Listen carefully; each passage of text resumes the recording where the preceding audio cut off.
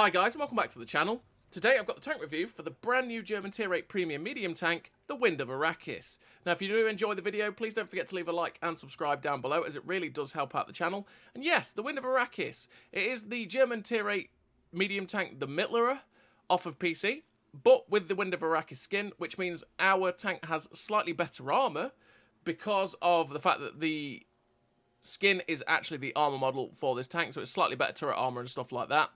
And on the whole, it's a pretty okay tank. It's not the best out there, and that's because its reload's fairly slow. It's got fairly decent mobility at 55 kilometers an hour, but you generally go at about 50. You've got a very hard-hitting gun, though, with 400 alpha, which is beautiful. Your penetration is fantastic.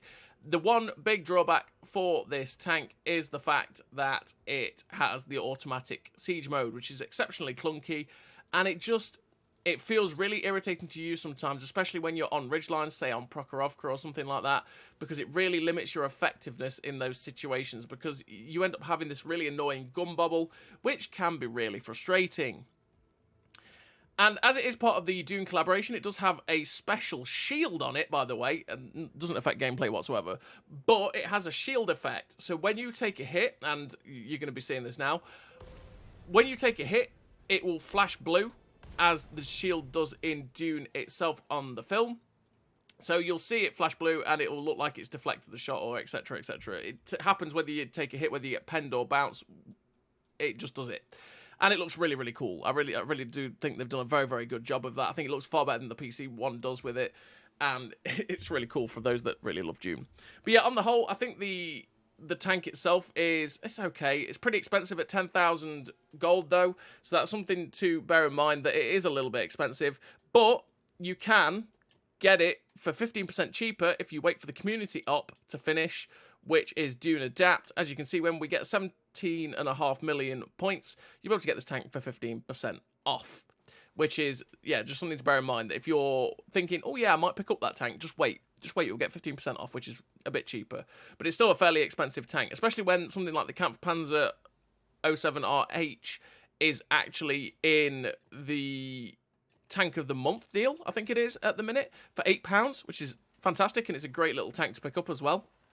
So, yeah, it's a little bit expensive, and I think because of how clunky that siege mode is, it will irritate people a lot, and I don't think that many people will pick it up just because of that siege mode. The siege mode is a bit of a pain.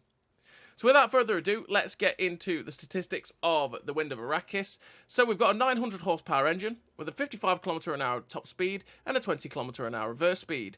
19.57 horsepower per ton ratio, which helps you get up to that 55 km/h top speed. And you do hit it, but generally on average, I've found that you tend to stick between 50 to 55 km/h. You're never always just sitting on 55 km/h and it's like, yes, I'm at my top speed and that's that. You generally sit at about 50 to 55. 20 km/h reverse speed is very, very nice, by the way, and it does help you get out of dodge if you need to reverse back around the corner if you've made a mistake. It's definitely quite nice to use. You've got 15% internal fire chance, which is in the middle, because generally the low end for fire chances is 10% and the high end is 20%. So this is in the middle for the fire chances. You've got 1,300 hit points, which is bang average for a tier 8 medium tank. Most of them have about 1,300, so that's okay. You've got 38 degrees a second hull rotation speed, which is pretty good, actually. It does turn very, very quickly. You've got 2.2 soft, 1.1 on medium, and 1 on firm in terms of your terrain resistances, which isn't too bad. It doesn't really hold the tank back in terms of its top speed whatsoever. You've got 334 meters of steel concealment, which is pretty damn nice, and you can get that down with the camo net and the camo skill down to about 270 or 280 odd. You'll see that one fully equip it, because I do use the camo net instead of a gun stabilizer. You've got 390 meters of view range, which is actually pretty good for a tier 8 medium tank. The average for tier 8 generally tends to sit at 380, so 390 is pretty damn nice. You've got 35 degrees a second on the turret rotation, so bear in mind that the turret rotation is slower than the hull, so you might want to help that out with rapid aim if it does irritate you, and all the other skills like food and born leader, etc. will help that out too. You've got 1.39 accuracy during rotation, which is not too bad, but it's not great. And to be honest, it does bloom out a lot without the gun stabilizer, but the gun does feel really nice even without it. And you don't really feel it too much on the accuracy during rotation and movement that horrifically. But a lot of the time you are playing this tank support and you are trying to help your team out from sort of stationary positions on flanking areas, right? So it doesn't feel too bad because of the way you play the tank. You've got a 24 degrees of elevation, which is pretty good, and 9 degrees of gun depression, which you have to bear in mind. To get 9 degrees of gun depression, you have to use the automatic siege mode that comes in, and that activates at slower than 15 kilometers an hour. So if you're going slower than 15 kilometers an hour, that's when the siege mode will activate, and that's where you'll get 9 degrees of gun depression. If you don't have the siege mode active, you only have about 5 degrees of gun depression, which is really quite painful. And if you're not aiming over the front of the tank, because that's how the suspension works, that's what you'll get, 5 degrees of gun depression, which is why it just feels really awkward at times, this tank. If this tank had 9 degrees of gun depression without the siege mode, that would be glorious, and this tank would be on the, yeah, it's pretty okay, but the siege mode just, it really hurts the tank a lot. You've got 15 seconds of reload, which is really slow, because bear in mind that most of the other tanks, when they're fully equipped out, have, with 390 alpha this is, to 400, tend to have about 8.8 to 9.8 second reloads when they're fully equipped out. This thing has about 10.8 second reload fully equipped, which is about a second to 2 seconds slower than all the rest. But that's because all the others have one thing in common, and that is that they have really poor penetration, whereas this thing has very good penetration. It's got 0.33 accuracy at 100 meters, which is really good, and you'll knock that down and make that even better. You got 4.5 accuracy during movement, which is really not very good at all, but you want to help that out with run and gun, stuff like that. You might want to run a gun stabilizer as well. I will have replays with, I think I've got 3 replays with the camo net and 1 with the gun stabilizer, so you'll see the difference in gun handling behind that, and I'll point it out when we get to it. You've got a 2-second aim time, which is where I think that the gun feels really quite good. The 2-second aim time means that your gun, as soon as you get it snapped onto target, it just goes and you're ready to shoot, and it is really, really nice for the tank. It's a really, really good asset for it, and I think that makes a world of difference in how this gun actually feels, because the accuracy during movement and rotation isn't very good at all, but even without the gun stabilizer, because of how fast it aims, it just feels like you're ready to go, no problem. You've got AP, Heat, and HE, which gives you 230 penetration on the AP round, which is beautiful, 300 penetration on the Heat round, which is great, and 60 on the HE. Now, the 230 AP pen is one of the better ones in the tier for the higher alpha tanks. It's only really beaten by some of the tanks, like, and I'm talking medium tanks here, not tank destroyers. Yeah, in terms of the mediums, it does have high penetration. It's only really beaten by stuff like the Earthshaker and the Draugen, but they get 236 on its APCR rounds, but then they have 210 Hesh pen, and not the ability to have this 300 pen Heat round, which is a beautiful round to have, and it means that you have absolutely no problem whatsoever penetrating most things you're going to face in this tank, whether it be tier 10, 9, etc, etc. You've got 1,150 meters a second on the shell velocity on the standard AP, which is pretty good for AP rounds. 950 on the Heat and 950 on the HE. So bear in mind that if you load if you load Heat or HE, it will be slower than your AP round, so you have to adjust for that when you're firing at distance. Just note that your premium and your HE will be slower than the standard AP round. And you've got 150% on the silver bonus, which is not that great, really. That's the lower end of the silver bonuses for tier 8 premiums. Still does make pretty decent credits, but just bear in mind that it is not the fantastic bonus that you might want from a tier 8 medium tank. So let's have a quick look at the armor, and as you can see, it's not the type of armor that you really want to rely on. I wouldn't say go and sit out in front of tanks and you'll bounce everything, but it's got enough thickness and enough angles going for it that you can ricochet shots. So don't be surprised if you do ricochet shots, but do not rely on it. You got 250 on that gun mantlet there, which is where you are more likely to ricochet the shells as you are hull down and stuff like that. And you will get a surprising amount of bounces off of it. So don't go against this thing thinking it's pure paper and it's going to be the easiest thing on the earth to pen. But it's not going to bounce that many shots realistically if you were to just sit still in front of someone. And that's because in terms of the turret, you're going to see here, it's got 95 millimeters of thickness on those side panels, which if things have like 300 pen, they're going to go through your turret front easily anyway. But as soon as you turn your turret slightly sideways like that, those side cheeks become really easy to pen on the turret, and then it's curtains for your tank, because most of the time they'll go straight through. And as you can see with the upper plate having that 120 on the lower, it means the lower plate's really quite easy to pen. But you do have 180 at a weird angle on that upper plate section, which means that you can actually ricochet shots. I have ricochet shots off of that lower plate section there that you're seeing with the 180.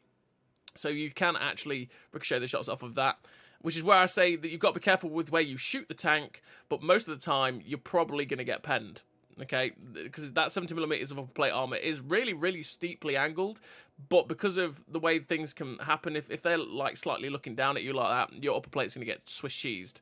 So you just got to be very, very careful with the armor profile of the tank. Don't rely on it and play it more support medium tank, but just know that you can ricochet shots with this tank. Just don't rely on it. So what do I run in terms of a crew and equipment on the Wind of Arrakis? Well, let's go put it in, and I run Born Leader, Rapid Reload, Sixth Sense, Situational Awareness, Track Mechanic, Camouflage Expertise, Run and Gun, Snapshot, and Steady Aim. The 3 gun perks to make sure that this gun is as good as it humanly can be, because again, this tank is all about how good this gun is and how hard it hits, so you want to make sure that this gun is going to hit its target. Camouflage Expertise, because like I said, the camo can be pretty damn nice on this tank, and it's a really helpful thing to have for it, especially since you are going to be that second line support tank, and you want to be in those flanking positions where you can be using good bush locations to stay unspotted while farming out the damage. Track Mechanic, because the side of this tank is all tracks, and it just means that what tends to happen is you get shot in the side and your tracks get blown off, which can be a bit awkward, and obviously if you use your repair kit and get the tracks back on, and then you get instantly hit in the side again, you're going to get tracked, and you don't want to be sitting out in the open for too long if you can help it, so you want to be able to get the tracks back on as quick as possible. And these perks you're going to take on every tank at Tier 8 or in World War II in general. And then in terms of equipment on the Wind of Arrakis, I run the food naturally, because that makes everything about the tank better. It cannot be understated how good food is. I run the Advanced Loader, the Camo Net, and Optics. Optics to be able to spot for myself, the Camo Net to make sure that I can, again, stay unspotted in a lot of different situations, and the Advanced Loader to make sure that this gun is reloading as fast as it can, because it is a very slow reload. But you could quite easily run Gun Stabilizer if you wanted to instead of the Camo Net. If the gun really does irritate you, that's probably the best course of action. But like I say, I feel like the benefit of the camo is much nicer than the gun handling, because generally the gun handling is already really good, so I just focus on making other stuff better, right? Let's have a quick look at the stats while it's fully equipped out. So you can see we have we've not really affected the hull rotation because we're not focused on it. The ground resistances have got slightly better. The camouflage is now at 283 meters of steel concealment, with 310 on the move concealment.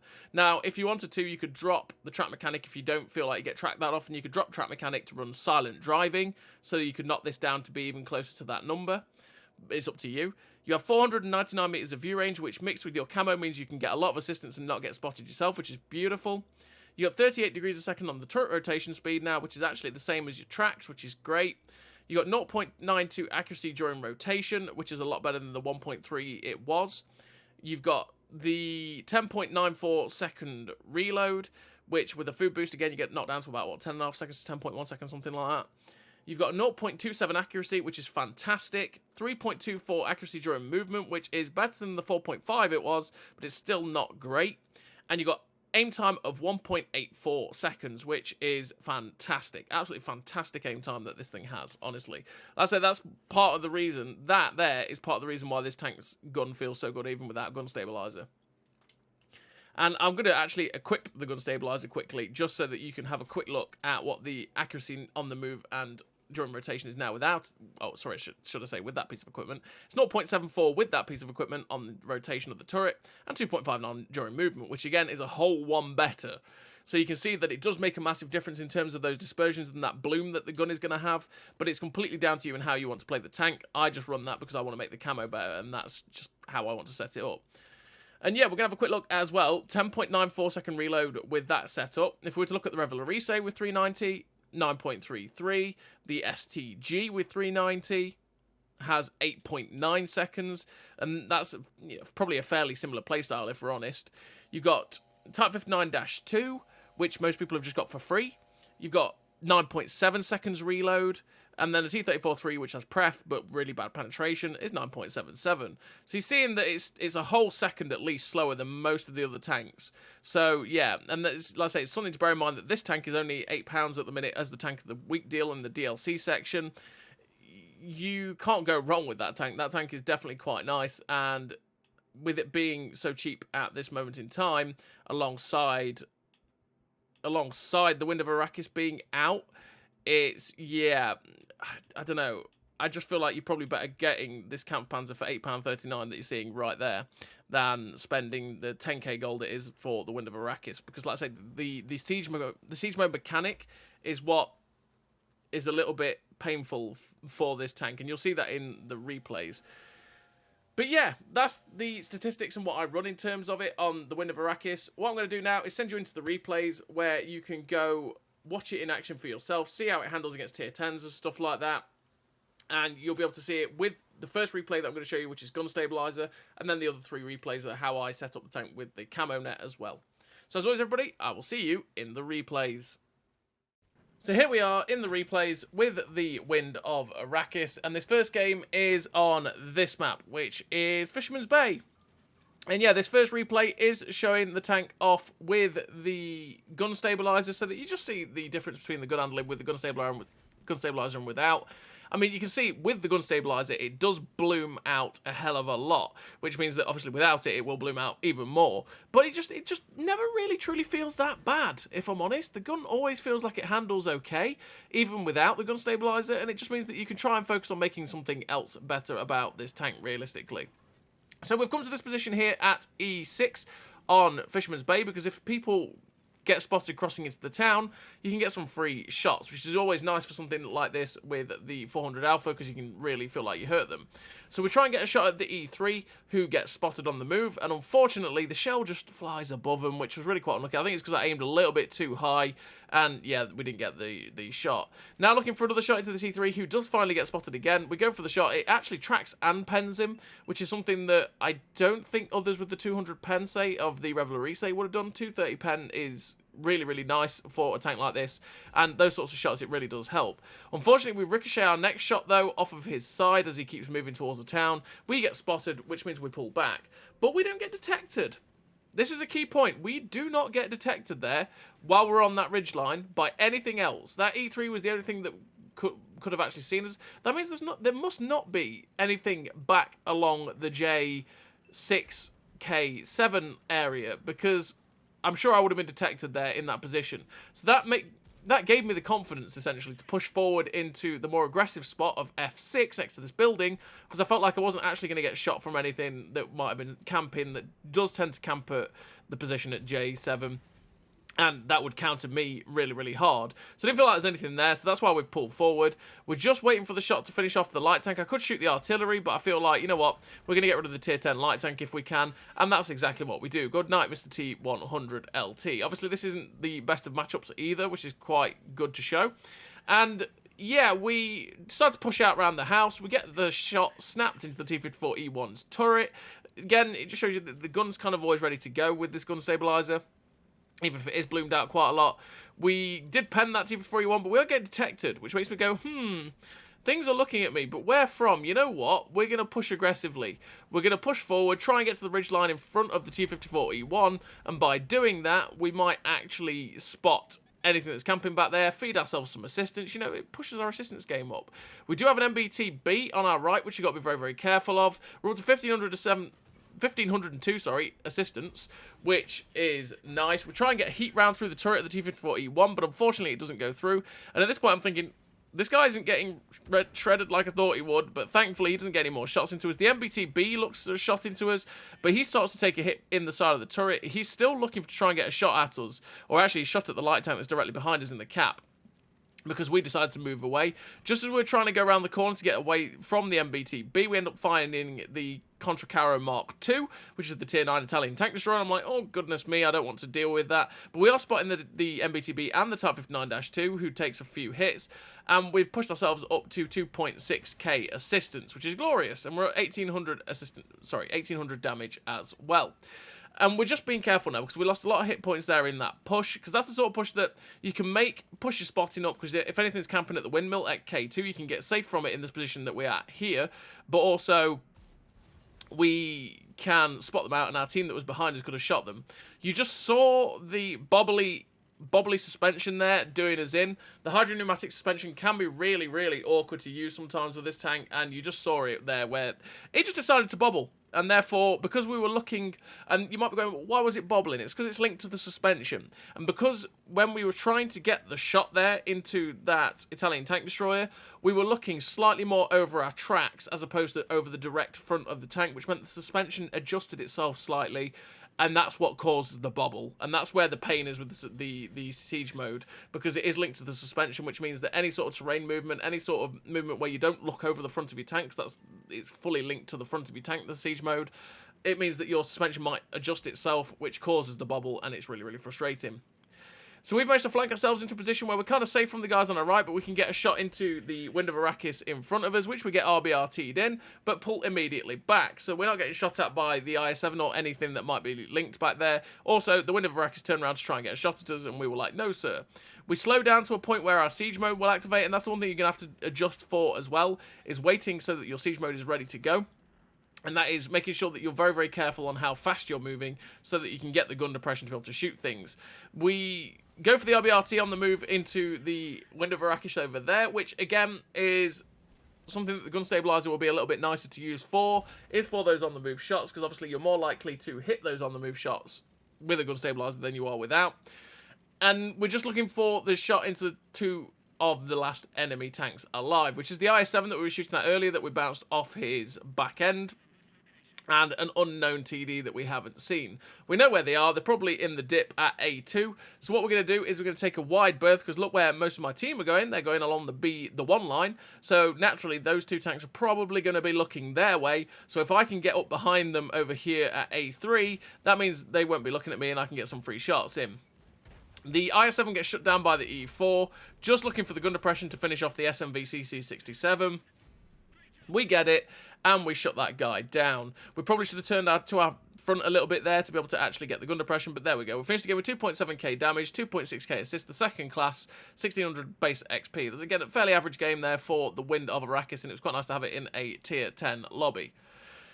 So this second replay, as is going to be the case with all three of the replays that we've got left anyway, I am running the camo net so that I can have even better camo for the tank and can stay pretty stealthy. Is that going to be as helpful on a map like Ruinberg? Not particularly, but what we're going to do is we are in a bottom tier matchup again. We are going to try and take the mid-ridge and use our 9 degrees of gun depression with our siege mode to be able to, again, slug out some rounds. And this is where the 400 alpha is quite nice. In a matchup like this, it just feels like you can trade quite effectively. We got a nice shot there into the AVRE for 395, and once again, you'll see him. We're using the camo net. We're not using the gun stabilizer, and the gun was just ready to go. And that's, again, that's one of the type of shots where I'm saying I didn't feel the need for the gun stabilizer that much, because I didn't feel that much of a difference in the gun with and without it, and I feel like I enjoyed the more camo that I had as opposed to the better gun handling. So we got a nice shot into the machine who crossed over. We're just going to watch the corner in case the machine tries to get round and we can get a free shot into him, because naturally, with this tank having a 120mm gun, we can overmatch the side of the machine quite easily, because he's only got 30mm of side armor.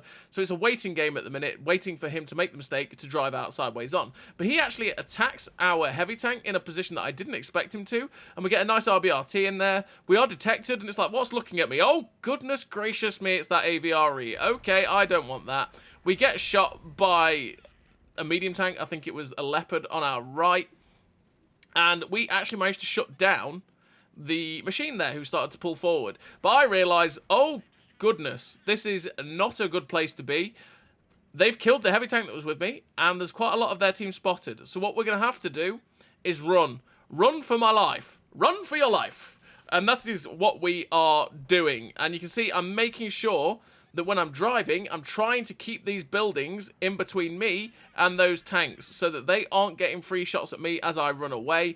Trying to keep myself in a position where the buildings are obscuring the view so that I can get out of dodge and stay safe. And this is one of those games that is not going to go very well, and it shows that you can still do quite a bit in this Middle Wind of Arrakis if you manage to keep yourself in a good position to keep firing this gun. And again, it's one of those things, you've got to set yourself up in sort of safe positions to be able to get the shots out, and then make sure you've got in a good position as well to be able to actually get the gun aimed in. Because like I said, the gun is ready to go quite quickly. You're seeing it again there. No gun stabilizer in this replay. It was just like, boop, we're ready to go, and it was already aimed in. And because it's got really good base accuracy as well, there's a lot of times where you don't really have to wait for it to be fully aimed in, and it's just ready to shoot, and you don't have to wait for it to be fully aimed to actually hit the shot. So it's 10-9 at the minute, which is on a knife's edge. But realistically, look where the teams are. Their team has got the whole outside of the town. Our team is stuck on the edges of the corridors in the town, and we've not even really won the town yet. We're trying to do our best to keep poking out to get shots, so we get a nice shot there into the Sturm Tiger P that's up on top of the road. And again, the penetration helping us there to go through that guy quite easily. We're being careful now because they look like they were starting to progress into a position where they could shoot us down the end of this road. So we're just keeping our eye out to see if we can find them. The Leopard is actually down there at J7, which is where I thought he might be. But he's unspotted. We've got nothing that really can actually see that guy at this moment in time. We've got the T-54 lightweight in front of me who might spot them. But the APCR round flies from where the 53-55 was, so I was trying to get a blind fire in if I can.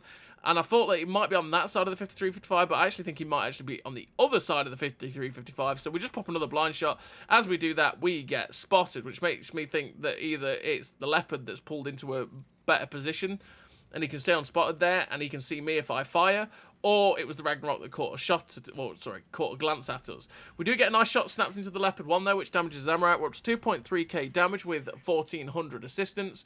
Again, this position that we're in right now at F2 is really quite awkward, because if we get spotted, there's going to be many ways we can get a shot at, but also it's a pretty decent spot to be in, because we can get many shots down different lines to try our best to help the team. So we're just looking for a shot at the Ragnarok, but we can't quite find it. The Grill drives around the corner, which we get the shot snapped straight into his driveway, which tracks him in place, feeds us some assistance because the Doom Turtle ends up shooting him, and he gets finished off again by the Doom Turtle. The Ragnarok is at the end there. We can't quite see that guy. You know what? Now I have been not poking out this way too often. We're going to drive around and see if we can get some shots into the Waffle E100 and try and stop the progress of the enemy team through the middle of the map. And you can see the gun, sorry, not the gun, the reload is a little bit long, it does feel it, but we managed to get the shot in to shut down the Waffle E100. That's a tier 10 tank destroyer gun. We're up to 3.2k damage and it is currently 5-4.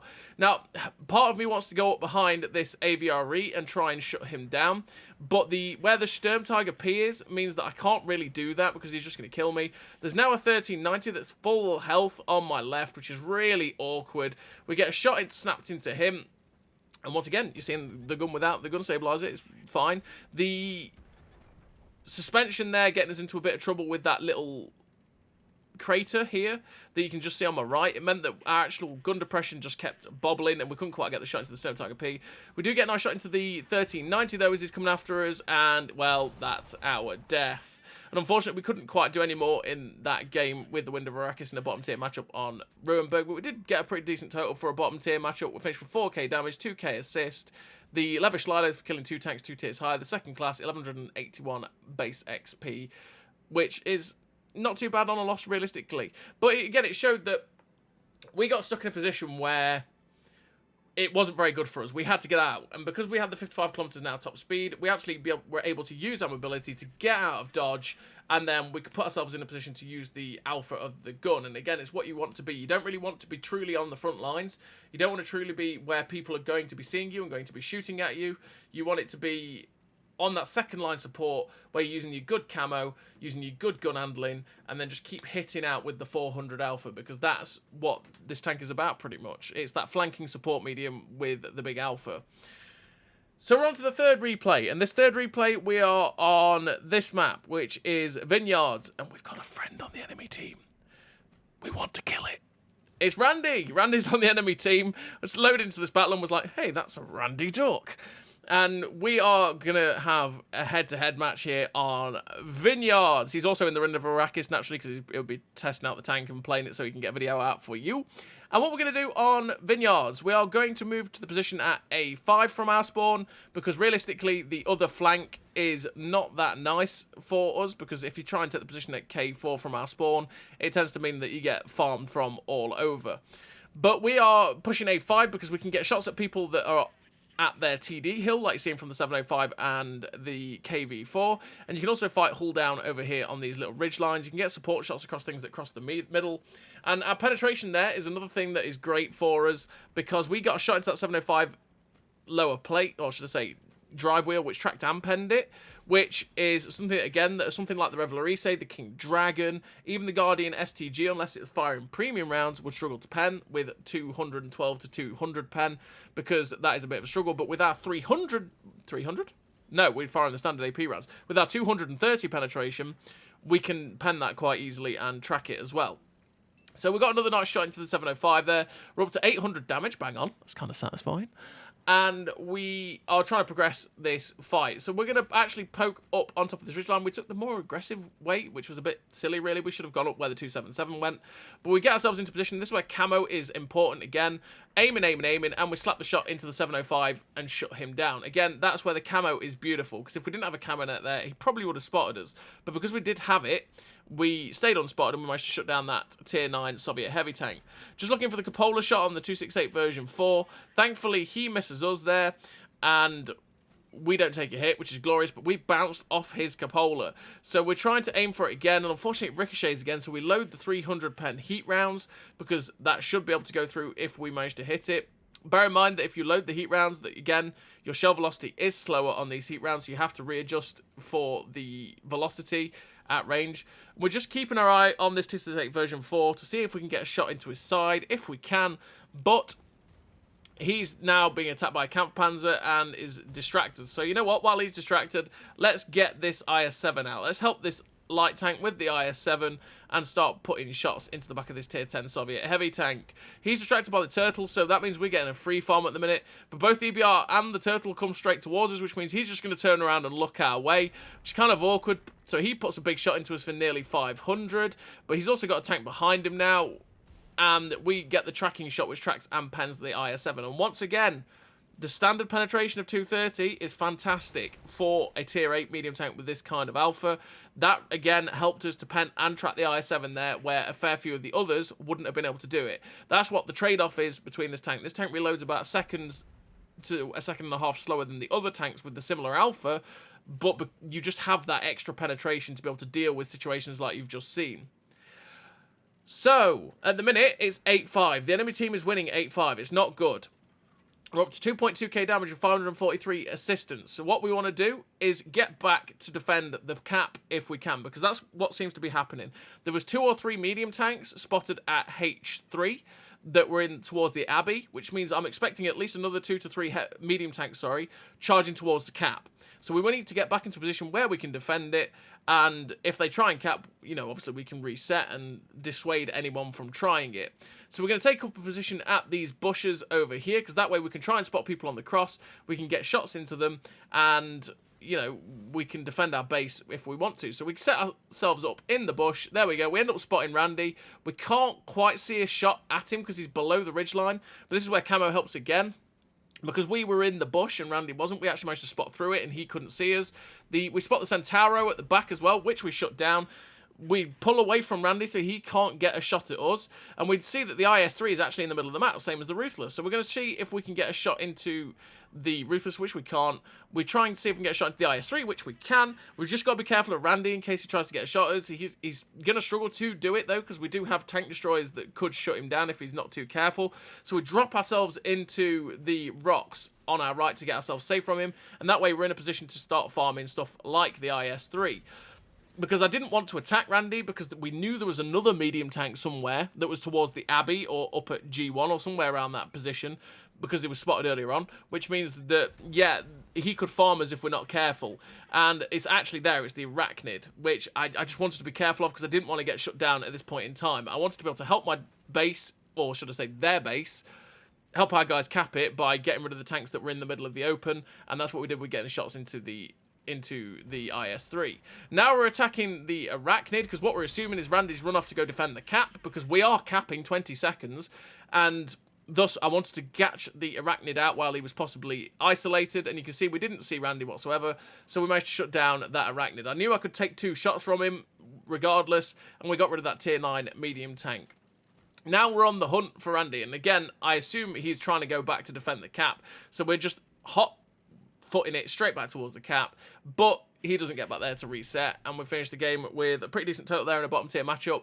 Again, finished with the victory, 4 kills, 3.8k damage, 783 assistance, the second class with the 1821 base XP, and Randy had a pretty decent game himself as well. So we finished the video with the 4th replay of this video, and this is a top tier matchup, which is actually the first one of the video, and this is the best game I've had in the tank results wise, and we're on Muravanka, and on Muravanka what we're going to do is go to the Magic Forest. We like to go to the Magic Forest in a medium tank because we can use our gun depression, use our camo, use the bushes, stay unspotted, and keep slapping out the damage with this gun, which again, like I say, the 400 alpha is definitely very, very, it's just one of those tanks, right, that is pretty okay. It's nothing to shout home about. It's not OP, it's not crazy, it's not terrible, but it's just got a feature which holds it back and makes it just sort of something that most people probably will not enjoy, and that is that siege mode. That siege mode is just nasty, and because of the clunkiness of it, it's just the fact that it's so inconsistent. You just saw it there. We managed to get this shot with the siege mode active against that 53 TP, which got us the gun depression, and at this moment in time, the gun depression isn't, sorry, the siege mode isn't really affecting us too much. It's not bobbling, but it's just the inconsistency and the fact that it just does decide sometimes to go and bobble, and therefore you end up missing a shot where you think it was safe to fire, and sometimes that can mean death for you, right? And it'll be at the end of your game, which can be just a little bit frustrating sometimes.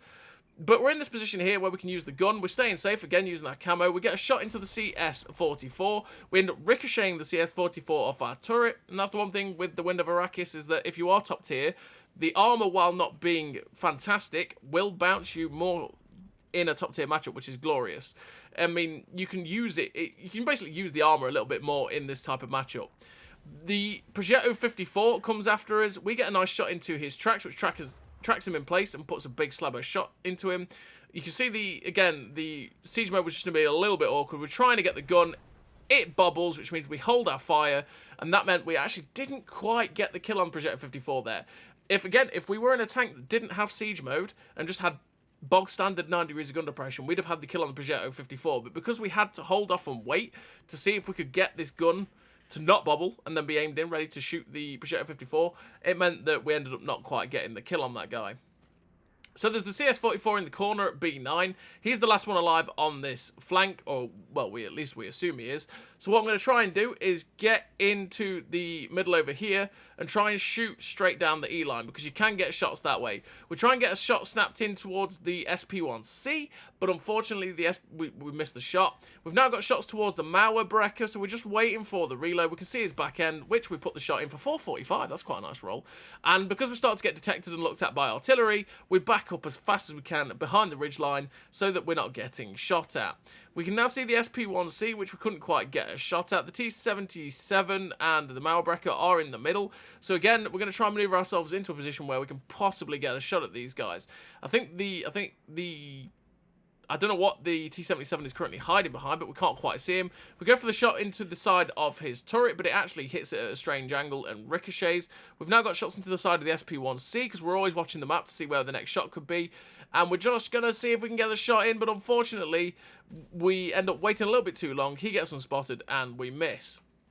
Now I'm going to decide to be a bit more aggressive. And that is, we're going to try and get into the middle to help our friends out, because they are winning the other flank, the enemy team. So I want to try and get up to the ridgeline at like D3, D4, get ourselves hull down, and then start trying to farm the guys in the middle and try and flank round from their cap side to get in behind the enemy team as they maraud forwards. And possibly we'll spot the other guys that might camp as well along the one line. We get a nice shot there in to shut down the other Wind of Arrakis that wasn't quite expecting the shot down the middle. And yeah, like I say, I'm going to aim for this ridgeline on my, well, directly in front of me on my right. Because that way I can get safe from anybody else, and I can also spot the guys that might sit at C1 and possibly at A2, A3. We saw the T-77 coming after us through the middle. I'm not going to put myself in a position where he can get shots at us. We got the SU-152 shut down by spotting him. Just looking for another shot into the SP-1C, which we get into him there, which puts him down to a one-shot. We find the Scorpion G that sat at the back of the map as well. Just waiting for the reload to be able to track and pen him, hopefully, which we actually, well, I think we broke his engine there. He's now a one-shot, and I'm looking at that guy going, yeah, surely he's going to die now, because we've got the Mutts looking for him, we've got our TDs and our heavy tanks looking for him. So I decide, okay, that guy's not going to poke over to get another shot into me. I'm safe from that guy. What I'm going to try and do is help my team on the other flank. So we're looking for the shot into the Carnarvon, which we slap a big shot through his side. Low roll there of 344, which is a little bit disappointing, but hey-ho. And we're going to progress up towards this little silo, lighthouse thing, I don't know what it is, to try and keep ourselves safe from the guys that could try and shoot us. But the Scorpion G poked out and shot us in the ass. Which, yeah, it's just because I ignored him. I thought, oh, I'm safe from that guy. Never trust it. And unfortunately, he did take a big slab of our hit points away. But we did get the kill on that Scorpion G. We just look for the thin shot into the M4043, but we don't quite get it as he moves away. Now I'm going to decide to move away from that position I was in, because it's a little bit exposed, and I think like the Carnarvon and anything that comes along the four-line might get easy shots at us. So what we're actually going to do is charge after the artillery. Again, we're going to learn our lesson from leaving the Scorpion G alive, and we're going to get ourselves into get rid of everything that's behind us, and thus we know we can push forward without threat of attack from behind. So we get the RBRT, and unfortunately, due to the suspension there, when we came over the ridgeline, it ended up dipping down towards the floor, and that meant that our gun actually went way lower than it should have been, and thus we ended up hitting the floor instead of the 40-43. We didn't quite get the kill on that guy like we wanted. We should have just manually aimed it, and therefore we would have got the kill. And then we rammed it to try and kill it with a ram, but unfortunately, he got shot down just as we did it. So we lost the hit points, but we didn't get the kill. And there's currently 4 tanks left on the enemy team. It's currently 4-4. Which is fairly equal, which means we've got to be a bit careful. But we spot the Carnarvon out. It's like, hello, Mr. Carnarvon. He hasn't realised, and we get the shot in to finish him off. We now know where the light tank is as well, the SP-1C. He's in the middle. So what we're going to do is push forward to get the pressure on the light tank. We know where the Mauerbrecher is now. He's spotted on the outside track of the 3-line. So we want to try and get into the middle and shut down the light tank. But he puts himself in a bad position, which gives us a free shot to shut him down.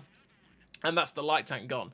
There's now only the Mauerbrecher and the Pershing left. The Pershing gets spotted. He's a one-shot for me. I'm thinking, okay, you know what? I can take a hit from the Mauerbrecher. What we're going to do is put ourselves into a position to shut down the Pershing, and then we can do whatever to the Mauerbrecher. But the Mauerbrecher actually comes over, and with 230 pen, it's a little bit awkward. So we end up ricocheting off his cupola, because we can pen it with 230 pen, but we really have to hit dead center of that cupola. And loading heat would have been better. But he stops to try and get a shot at us. We make sure that that shot is going dead center of the cupola, and we shut it down. The Pershing's now coming after us once again. We know we can take a hit from the Pershing, but we want to be able to make it so that we're in a position to be able to reload, to be able to get the kill, which is exactly what we do. We still make it as difficult as possible for him to get the shot, and we finish the game with the victory. 6 kills, 4.6k damage, 1867 assistance, the top gun, the high caliber, the first class, 2.1k, nearly 2.2k base XP. And if you're thinking, why isn't that an ace? It's because on the first day of a release of a brand new tank, the Mark of Excellence requirements and the base XP requirements for an ace are at the hardest target for the tier of release, essentially. So it'll be set to the hardest tank to ace at tier 8 until it gets its own live server data. So as always, everybody, that was the Wind of Arrakis, and I'll see you next time.